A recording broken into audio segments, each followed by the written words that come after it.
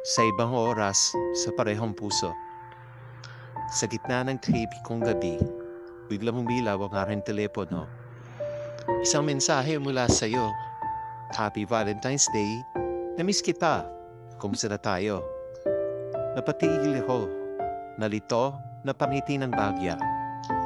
Dahil sa lahat ng araw, ngayon ba naisip bumalik sa halahala?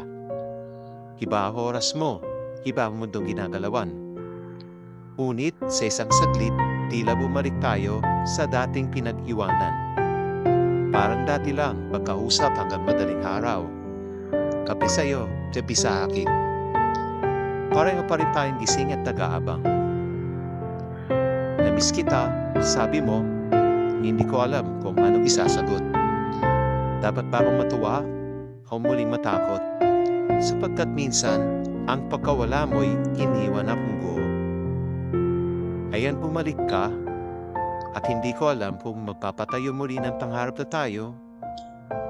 Pwede ba tayo bumalik sa dati? Tanong ng isip. Ngunit ang puso ko ay natutong magdaan-daan at mag-isip. Dahil sa magkabilang mundo, sa dalawang magkaibang oras, baka naman kaya itinadhana lang para magtagpo, hindi para magtagal.